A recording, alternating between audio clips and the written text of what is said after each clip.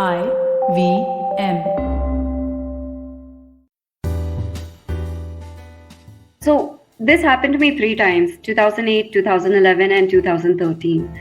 Initially, I didn't want to talk about it. I never filed a complaint. I never even told my parents, only because I didn't want them to think that it was their fault that I was put into this situation. And I didn't file a complaint because honestly, during that time, people viewed those with disabilities either black or white. There wasn't a gray area.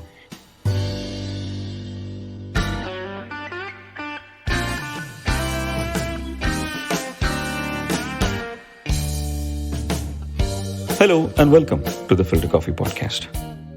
India is home to over 60 million disabled people, and more than 42% of them are women. Anyone who has spent 60 seconds or more in any public place in this country can tell you that disability access is almost non-existent in India. Restaurants or airports or buses, train stations, or even day-to-day markets are all not just places that are overwhelming and physically challenging for the disabled, but they're also places where their dignity is challenged and hence their inclusion. My guest today, Virali Modi, is one of the most prolific activists for disability access. She's a successful model and an aspiring actor who grew up in the US and has made India her home after an unfortunate illness that almost killed her and then paralyzed her.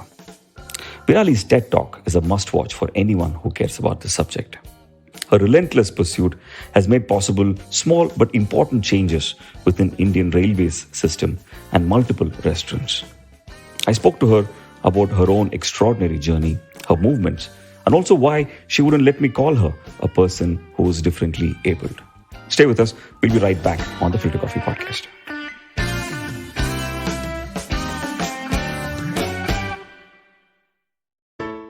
Hey, it's been another great week on the IVM Podcasts network. On the Filter Koffee Podcast, Karthik talks to Svetlana Naudial, Programming Director Asia Movie, about how movie curates access to world cinema. Introducing our new show, Capgemini's Techipedia series with Sheeladitya M. In the first episode, we meet Nishit Srivastav, Chief Technology and Innovation Officer at Capgemini India. He tells us all about the metaverse's impact on different domains. On Paisa Vaisa, Anupam explores stock market trends with Prabhakar Tiwari, Chief Growth Officer at Angel One. On All Things Policy, the Takshashila folk discuss how the latest events in Sri Lanka impact India. On The Habit Coach, Ashton shares 3 steps to shake off a slump.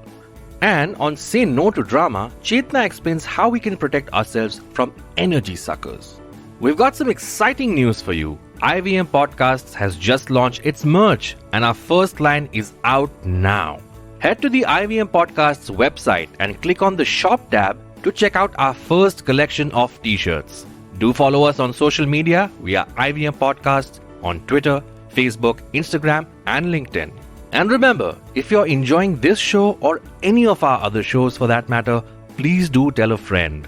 Don't forget to rate us on any platforms you're listening on. You can also check us out on YouTube. We are also doing a small listener survey to better understand how you respond to our shows and advertising on the network. We would really appreciate if you could spare a few minutes to fill it. It helps us build better shows for you. And finally, we would like to thank our sponsors this week, SBI Life Insurance and Jupiter, our digital banking app. Welcome to the Filter Koffee Podcast. Virali, how are you doing? I'm great. How are you? I'm doing as well as you can at 48 degrees in Delhi, but I'm hoping Bombay is more I bearable. feel that for you. No, it's not that terrible. Let's not go to that level. It's not that terrible, but it is terrible. But I feel for you. I feel for you. Yeah, thank you. And I'm glad we're finally doing this. I think we've been talking about doing this episode for the longest time, and something or the other usually comes up. It's been 2 months or so, I think. Yeah. I think so. Yeah, I'm super stoked that we're finally doing this. And in fact, I want to start with the last phone conversation we had. Where I was actually going to run through what we want or what I wanted to discuss with you. And at the beginning of the conversation, I said something like, basically, I called you differently abled, and then you stopped me right there, and then asked me to call you disabled, right? Yeah. Talk to me about why you did that. I hate that term. Like, that term. Because, I mean, okay, think about this. Think about this. How am I different than you?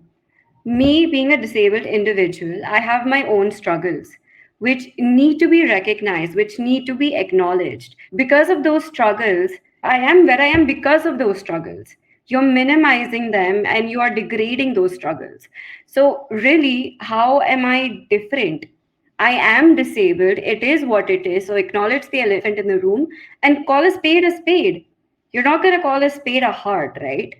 You're not going to do that. You're going to call it a Yeah. spade. So acknowledge the elephant.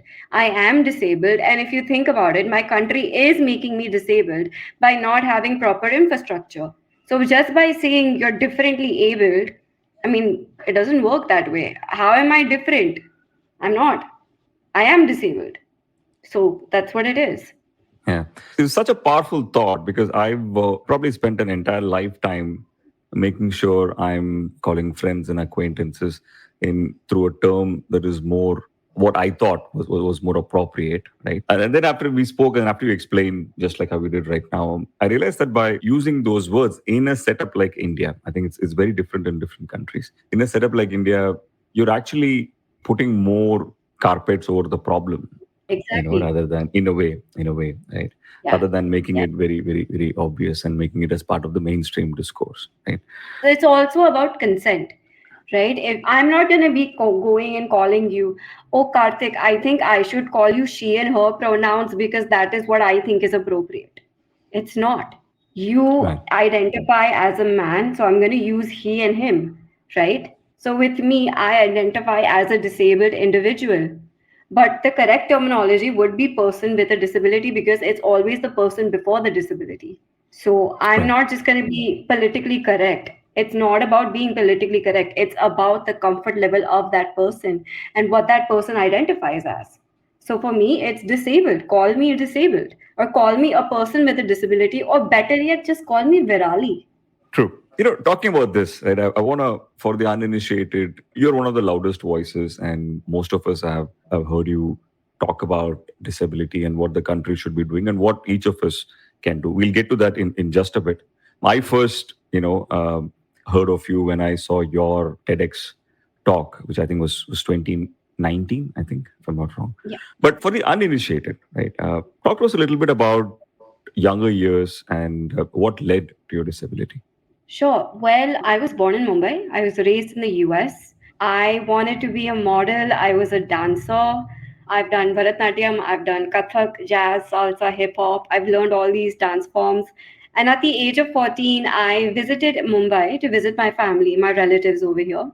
After coming back, I started getting a fever. I started getting symptoms of malaria, basically. Went to my pediatrician. He said it's a normal seasonal fever. You take something like a paracetamol, a crocin, it'll go away. The fever did not go away, it was just suppressed by the medicine. And suddenly, I started, the fever skyrocketed. It skyrocketed to 102. Went to the doctors, they did a spinal tap. All of the other reports were normal. Spinal tap was also normal. Went back home, started hallucinating. I couldn't recognize my mom anymore, and they took me to a bigger hospital. That's when I actually started limping. I wasn't able to walk properly, and I couldn't urinate. I couldn't go to the washroom anymore. They transferred me to a bigger hospital. They did an MRI, and they thought that they saw something in the back of my neck, like a shadow, but it was inconclusive. They weren't sure. They did another spinal tap, and that's when I had a seizure. My blood pressure skyrocketed to over 200s. I vomited. Half of the vomit went into my lungs, half of it came out, leading to cardiac arrest and respiratory arrest. I was declared dead for 7 minutes, and I got my heart back after 7 minutes. Could not get my breathing back. I was on a ventilator. That evening, I came into my senses, but the next day, they did another spinal tap, and that's when I went into a coma, and I was in a coma for 23 days. I was declared dead two more times during the coma, and on the 21st of September, the doctor said that they wanted to pull the plug. They wanted to kill me. My mom begged them for my life, and she said that her 15th birthday is coming on the 29th of September. We want to celebrate it. The doctors thought that she was crazy, but they got permission from the dean of medicine. But there was one condition. If nothing miraculous happened on the 29th of September, then at midnight on the 30th, they'd pull the plug, they'd kill me. Well, on the 29th of September, my family members, over 80 people came, and I came out of the coma on my birthday at the exact time that I was born. I went back into a coma after 40 minutes, and on the 5th of October, I came out of the coma, but I didn't know that I was paralyzed from the neck down. I couldn't move my hands, I was disabled. And after that, it was a long road of rehabilitation. A lot of people think that, I mean, didn't you go into depression? Didn't you get anxiety, panic attacks? Like, what happened? And honestly, I was fine. I was very accepting of the situation. I wasn't upset. I was like, you know what? I was raised as an optimist. I was raised to think positive. So I always thought if it's happened on its own, it's going to be fine by itself. There isn't anything that I can do to change this situation except to focus on myself and to work hard at my rehabilitation. But that quickly changed. I tried contacting my family and my friends, and they shunned me. They told me that I was a burden, that I was in a vegetative state, and that they didn't want to have anything to do with me. That led me to depression, and that led me to commit suicide twice. Of course, I survived, and my mom gave me a lot of tough love. She taught me about the law of attraction, and she told me that I had to stop cribbing, stop whining, because doing all of this, I didn't achieve anything. So instead of focusing on what I don't have, rather focus on what you can control. And what you can control is how you perceive yourself. So learn how to love yourself because you're the most important person. And if you cannot accept yourself, then how can you expect other people to accept you? That's the biggest thing that she taught me.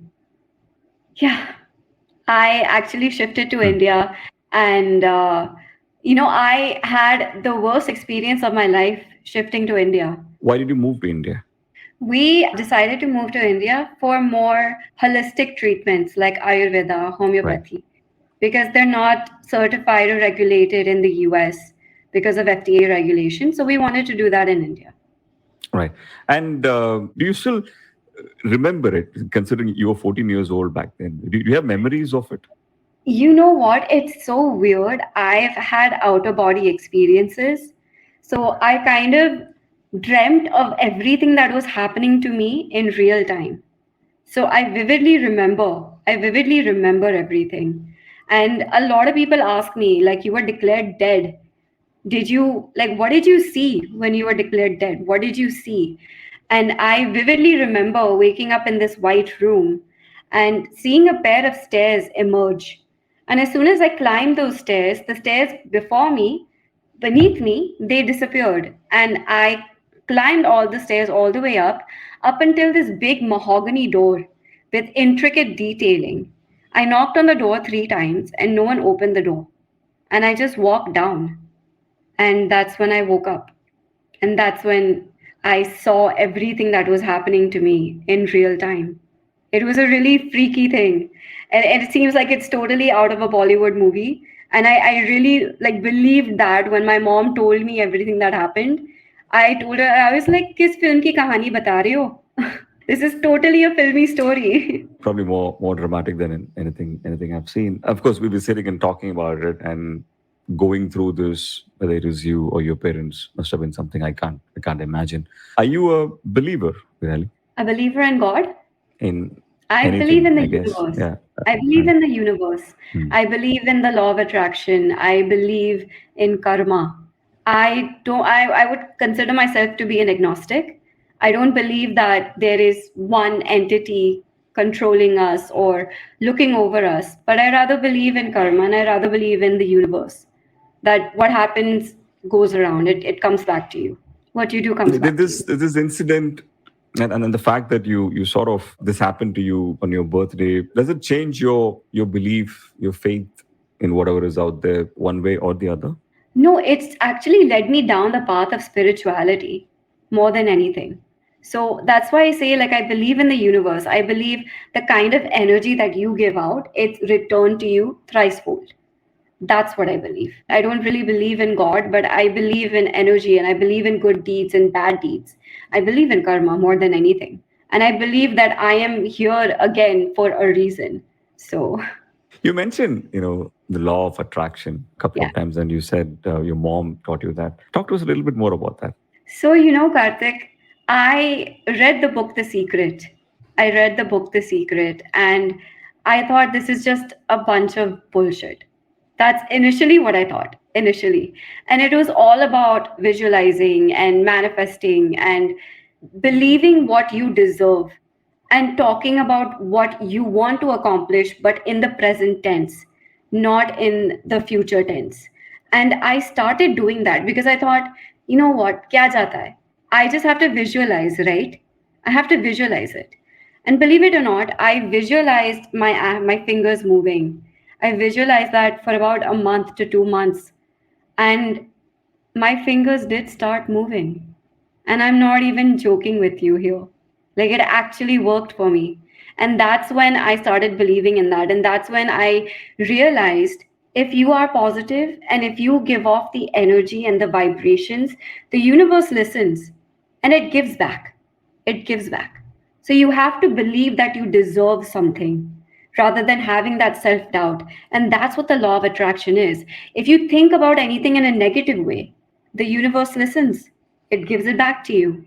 So it is all about positive thinking. It is about manifesting in a positive way and believing that you deserve something. That's what it is. You started talking about, when you came back to India and when you moved from Mumbai to Delhi, what happened to you at the railway station? Not once, but many times over a period Yeah. of many years. And this is also the subject of, in fact, your TEDx talk begins like this, right? And for the uninitiated, and I recommend everyone who's listening to this to actually watch that very powerful talk that you had made, which is on YouTube. You ask everyone to sort of close their eyes at the beginning of the talk and imagine being disabled and imagine, being carried into a train Mm-hmm. by porters who are also, the people who molested you, right? Yeah. And that led to the movement that you launched, which is My Train 2, right? Yes. When did you decide that you want to talk about this? Because it is one thing to go through it, and it is one thing to understand why this is happening. It's one thing to realize the systemic lapses, in India as a country, but it's another to actually want to start the movement yourself, right? Talk to us a little bit about, how your thought process went after that incident happened to you. So this happened to me three times: 2008, 2011, and 2013. Initially, I didn't want to talk about it. I never filed a complaint. I never even told my parents, only because I didn't want them to think that it was their fault that I was put into this situation. And I didn't file a complaint because honestly, during that time, people viewed those with disabilities either black or white. There wasn't a gray area. So it was either like, oh, Bichari is on a wheelchair, or oh my God, ये इतनी महान है, इसके साथ ये कैसे हो सकता है? How can this happen to her? No one would do that, right? This is how the general public thinks. Now in 2017, end of 2016 actually, the Disability Rights Bill was passed.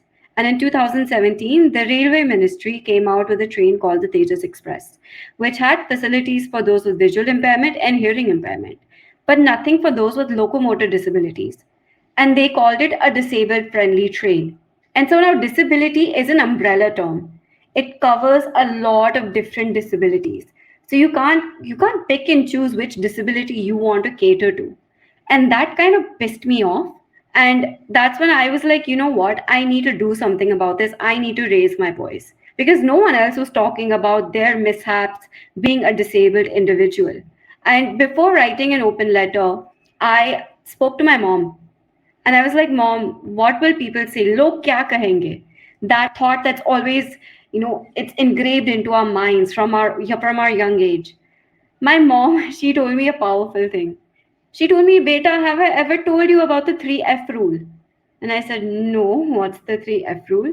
She's like, if they're not feeding you, financing you, or fucking you, their opinion doesn't matter. I was like, okay, awesome.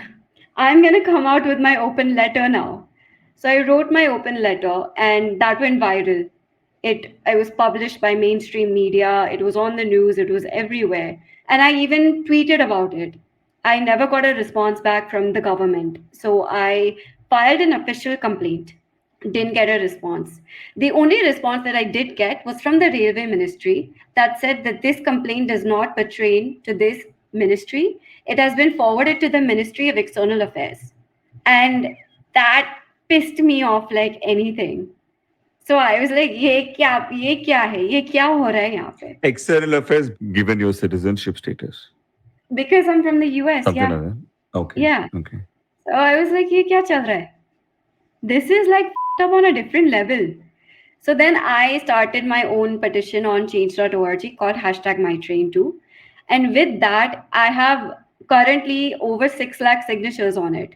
And with a railway official from Kerala, we made 9 railway stations across India totally wheelchair accessible without any renovations, just by implementing portable ramps and smaller aisle-sized wheelchairs that fit into the compartments of the train. And we sensitize the railway staff through local NGOs. And because of that, that led me to get the Women's Achievement Award by Delhi Commission of Women.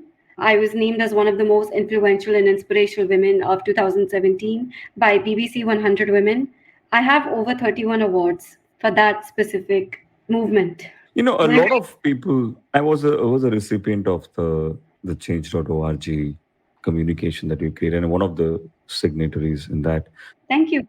There's a lot of cynicism about movements like this, right? That we create. It is not like it is easy to create a movement. The only platforms available to someone who wants to do something about something are very limited. But within that, a lot of cynicism about does it work? Do people actually react to it? What was your experience? Because I'm assuming this is one of the first things you would have started to do. What was your experience and the kind of reaction you got to your communications? I got a lot of mixed reactions. Talking about the negatives, they were like, "Natak kyun kar rahi hai? It's already happened with you. No, why are you talking about it? Why are you reliving that situation? What are you going to do about it? How can you change what the government can't?" Those are some of the reactions that I've gotten. On the other hand, I also had a lot of disabled individuals reach out to me and say, "Bro, this has happened to us also. We just never had the courage to talk about it. And what you're doing is phenomenal. We're here to support you. We're going to do whatever we can to spread this and to create awareness because it's so important. It's high time. It's the need of the hour."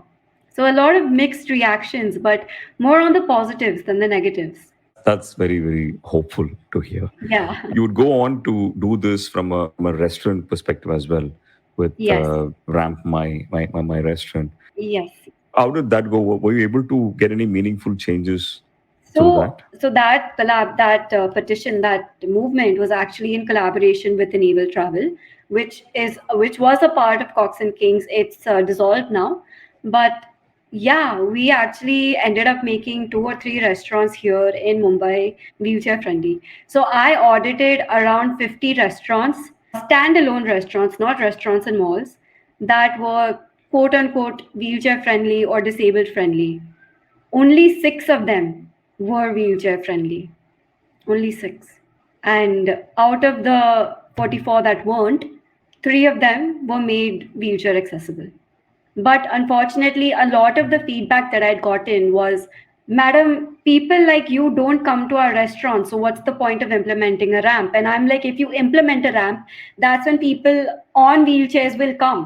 So what you're saying is very it's very stupid and it's very counterintuitive. Like, kya ho raha hai ye?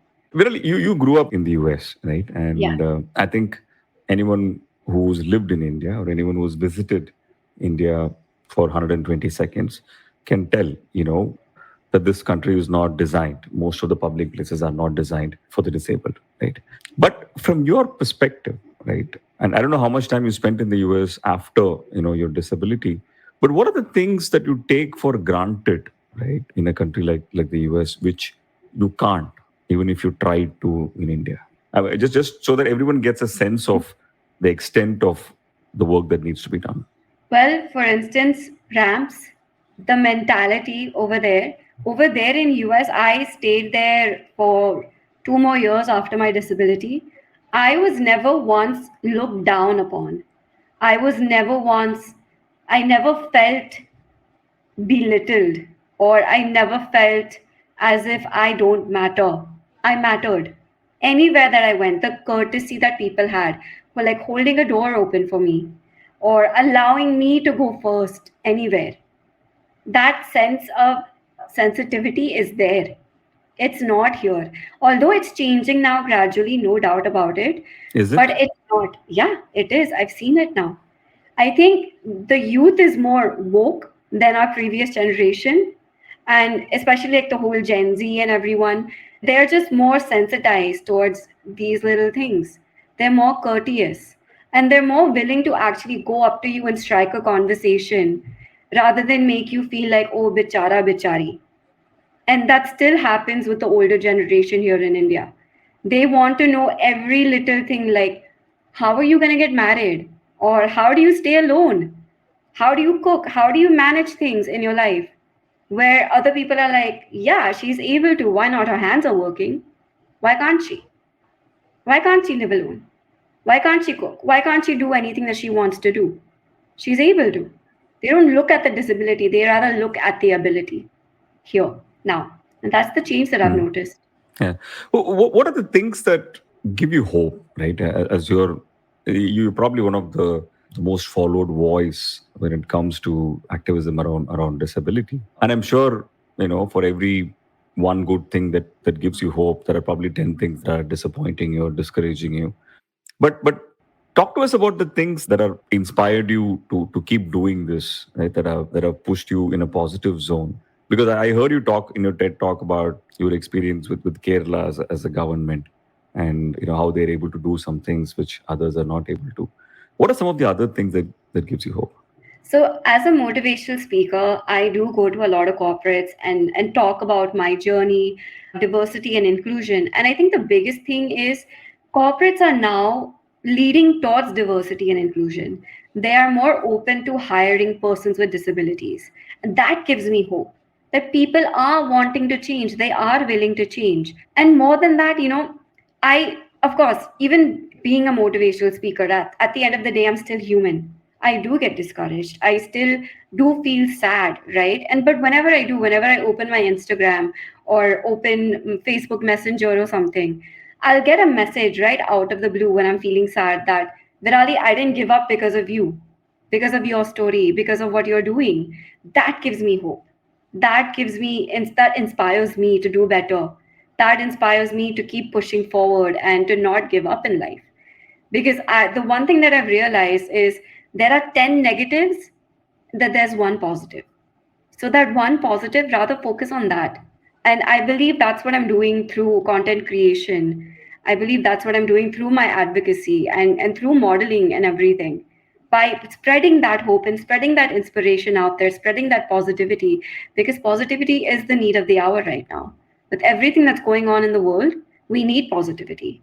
So, me being the positive person, if I give up, I don't think the world has a chance. It must also, I'm assuming, take a toll on you to keep seeing the positives wherever you're able to, right? You spoke about inspiring others, and for the uninitiated, you were Miss Wheelchair India in 2014, and you're a model, Yeah. and you work a lot in different categories.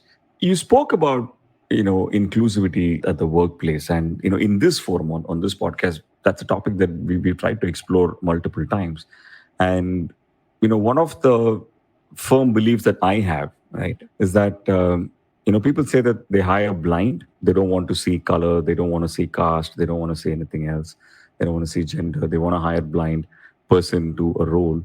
But I feel that's not going to take us anywhere, because if you hire blind, you will hire people who have access, to the job by default. And I feel we should hire with our eyes open.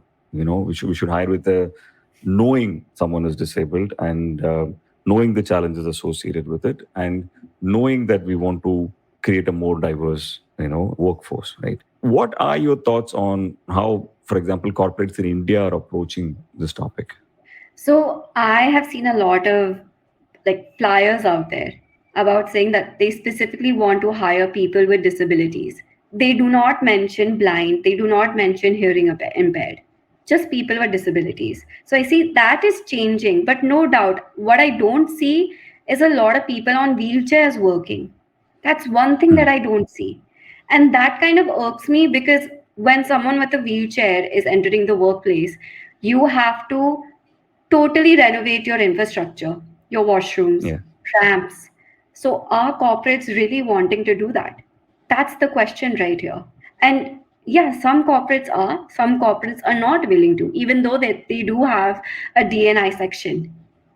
They do have that. But what about people with locomotor disabilities? Why not hire them? And especially when it comes into entertainment, why don't we have disabled individuals working in entertainment? There are roles for it. Why don't we have them? Why aren't they allowed? Not allowed, but why don't they go out for auditions? And why are they not considered? That's something that I've also faced, where I've gone out for auditions. I've not been chosen specifically because of my disability. And that's hurtful because everyone else with a disability, we are talented. We have a lot of talent. So why not utilize them? That's my question. And I still have not found the answer for that. Hmm. It's now many years since you've been in India, Yeah. since you came back. And I'm assuming you always had the option of going back to the US, but you made a choice to stay back. If I may, why do you continue to make that choice?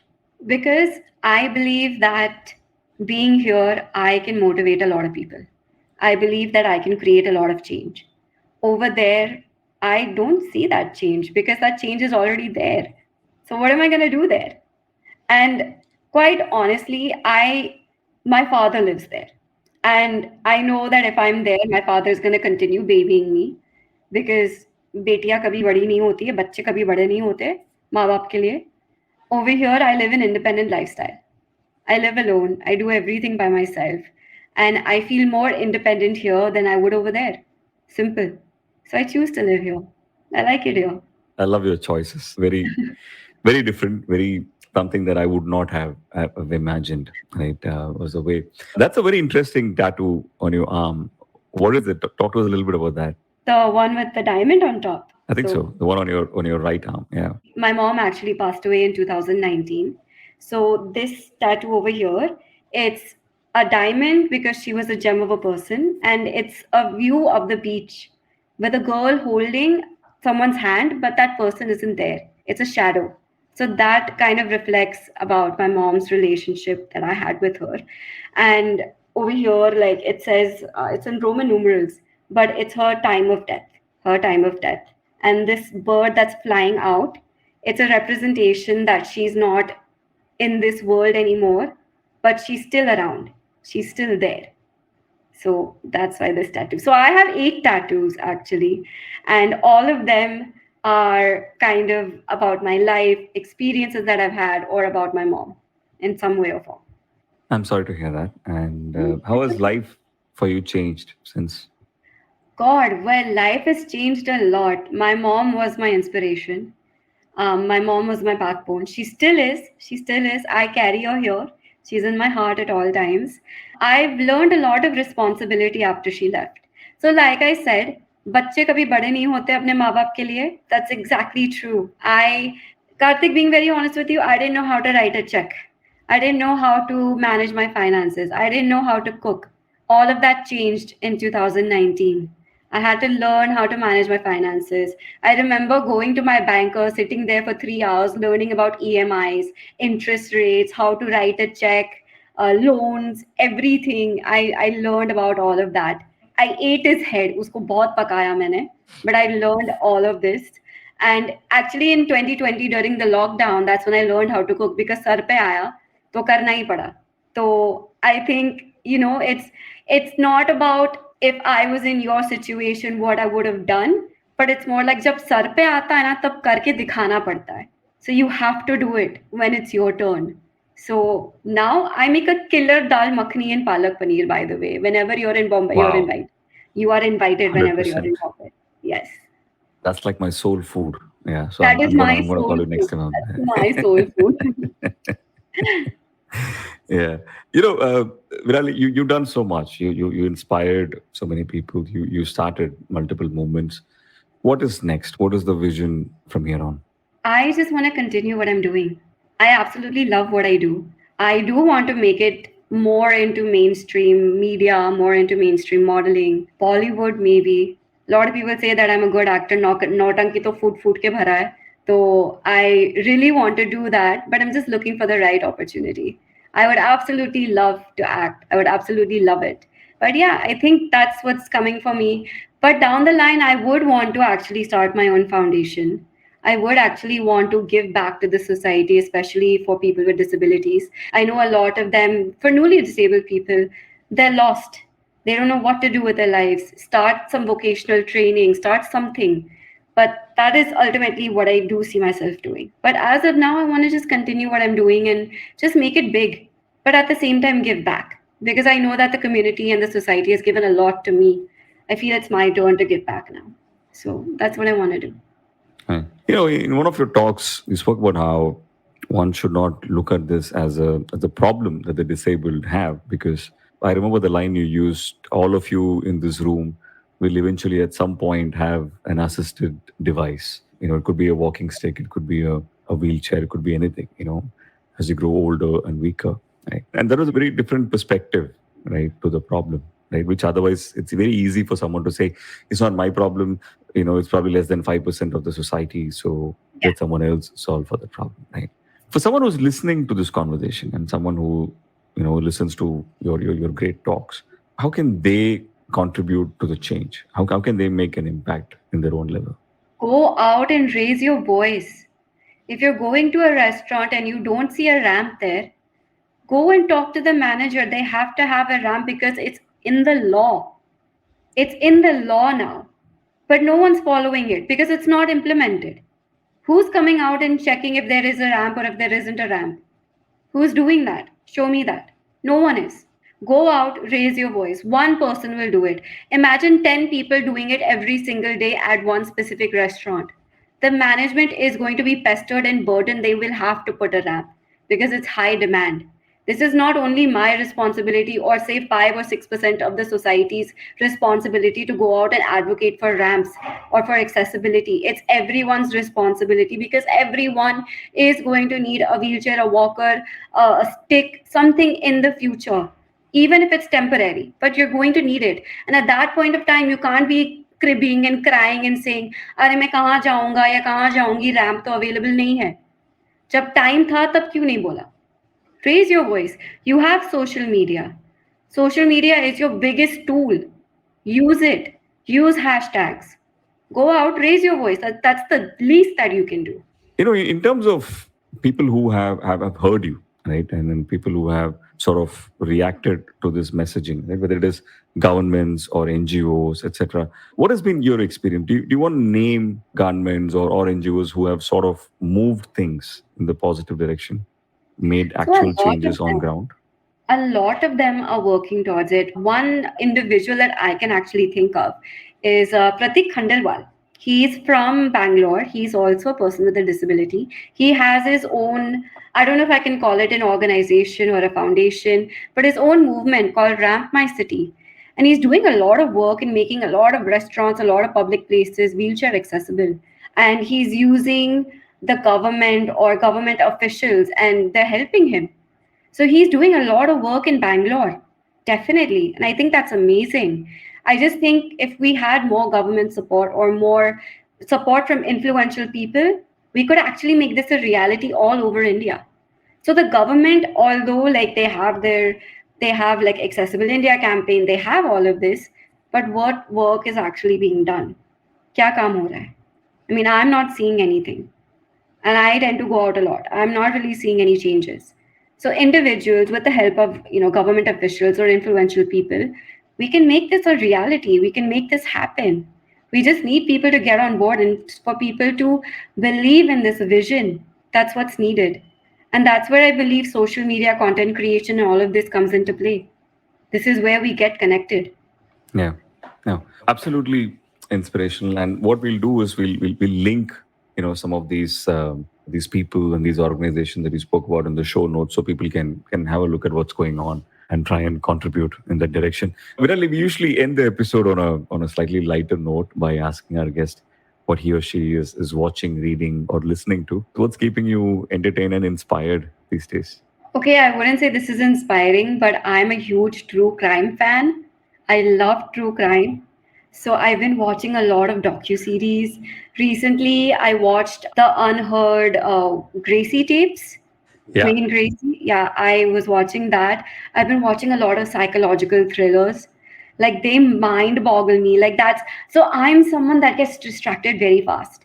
Very fast. Like I sometimes believe I have ADHD or something because I can be watching something and then I can be on my phone scrolling through reels the next minute and not be like paying attention. But psychological thrillers are what keeps me at the edge of my seat, quite literally. And I just want to watch and just figure out what's going on in their psyche. But on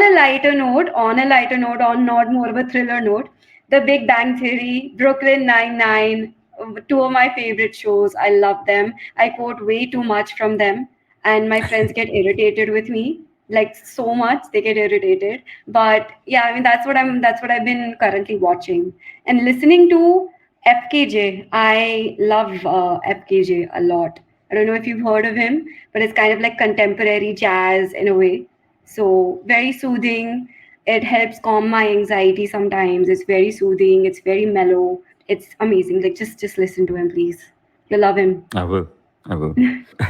Virali, you're an absolute inspiration. Thank you so much for your time. And I hope we can have you on the show soon again. And good luck with everything you're trying to achieve. Thank you so much, Karthik. I'm so excited to be here. Thank you so much. Thank you.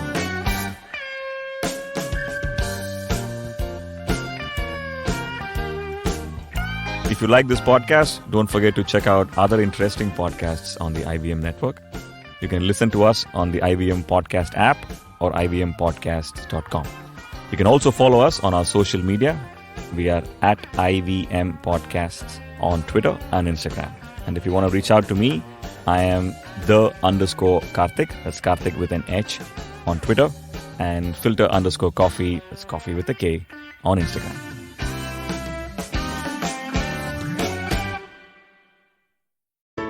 There's a quick survey to fill out on ivmpodcast.com/survey. It lets us know a little bit more about who's listening to us. And you know what? We're going to do a few prizes. So, we'll do a random drawing of maybe 10 people and we'll send you all some swag. Remember, that's ivmpodcast.com/survey where you can fill out the survey. Do you wonder why China does the things that it does? Or want to know how we could improve online privacy? Or perhaps you're thinking about how we can kickstart India's economy. If you'd like to search for the answers to such questions, check out All Things Policy, a daily public policy podcast that covers everything from employment figures to aircraft carriers. Tune in from Monday to Friday for new episodes and fresh takes.